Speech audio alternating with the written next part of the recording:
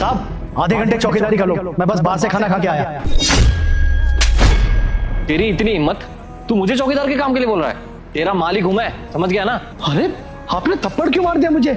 अगर आधे घंटे चौकीदारी कर लोगे तो क्या हो जाएगा आपका? वैसे भी तो आप ऑफिस से आ ही गए हो ना, मुझे बस खाना खा के आ जाना था, इतनी सी तो बात थी। आपने इतनी सी बात पे चाटा मार दिया मुझे। तेरा दिमाग खराब है क्या? तूने सोच भी कैसे लिया कि तेरी जगह चौकीदारी यहाँ पे मैं करूंगा? अबे इतनी बड़ी कंपनी का मालिक हूं मैं, और तू मुझे चौकीदारी करने के लिए बोल रहा है? तेरे अंदर शर्म नाम की चीज है कि नहीं है? अरे साहब क्या हो जाता अगर आप आधे घंटे वहां पे चौकीदारी कर लेते तो? मैं कम से कम खाना तो खा के आ सकता था ना। पहले तो ये पकड़।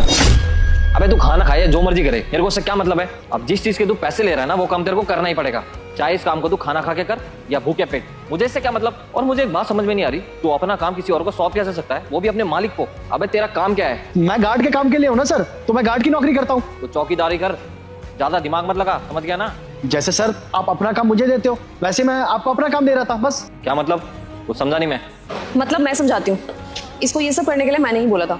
ये यहाँ पे चौकीदारी का काम करता है ना, तुम इससे चौकीदारी का काम छोड़ करके सारे काम करवाते हो। तुम्हें पता है ये तुम्हारा पर्सनल नौकर नहीं है। जिस चीज के तुम इसको पैसे देते हो ना, सिर्फ वही काम करेगा। कभी बाहर से खाना लेके आ जा, कभी ये डिलीवर करके आ जा, कभी ये मेरे कपड़े हैं प्रेस वाले को देकर के आ जा। घर पे झाड़ू पोछा तक करवा रखा है यार तुमने इससे, घर पे पेंट तक करवा रखा है। और नहीं तो छोड़ो, ये तुम्हें किसी काम के लिए मना नहीं करता तो तुम इससे कुछ भी काम करवाने लगोगे। तुम्हें कितनी बार समझाने की कोशिश की मैंने कि राहुल वो गार्ड है, उसको गार्ड का काम करने दो, क्योंकि आज नहीं तो कल सोसाइटी वाले इसको काम से निकाल देंगे। ये तुम्हें काम के लिए मना नहीं करता, इसका मतलब ये नहीं कि तुम इससे घर के सारे काम करवाने लग जाओगे। अरे तुम्हारे काम के लिए ये चंडीगढ़ राजस्थान पता नहीं कहाँ गया है, और नेक्स्ट दिन आकर के यहाँ पे काम भी किया है। और ये सभी क्यों कर रहा है? क्योंकि इसको सिर्फ इस चीज का डर है कि कहीं इसकी नौकरी न छिन जाए, और तुम उस चीज का फायदा उठाए जा रहे हो। अरे इसने क्या बोला है? आधे घंटे गार्ड का काम करने के लिए तो बोला है, कर लेते।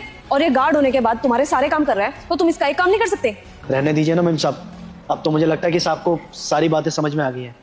और साहब सच बताए तो हम आपका सारा काम बस इसलिए कर देते थे क्योंकि हमें लगता था कि अगर हमने मना किया तो आप हमें नौकरी से निकाल देंगे। और तो और हमने कभी मना इसलिए भी नहीं किया क्योंकि आपके पिताजी ने ना मेरे पिताजी को कभी शहर में भूखा सोने नहीं दिया, तो ऐसे में आपकी मदद करना तो बनता है ना। लेकिन जब पानी सर से ऊपर हो गया तब जाके हमने ये सारी बातें मैम साहब को बताई, और उन्होंने ही हमें ऐसा आइडिया दिया कि ये सब करने से आपको अपनी गलती का एहसास होगा। और मुझे लगता है कि आपको अपनी गलती का बहुत अच्छे से एहसास हुआ है। बाकी अगर मैंने सच में बहुत बड़ी गलती कर दी तो उसके लिए मैं आपसे हाथ जोड़ के क्षमा मांगता हूँ। रहने दो जतिन, तुम माफी मत मांगो, मुझे समझ में आ गया है।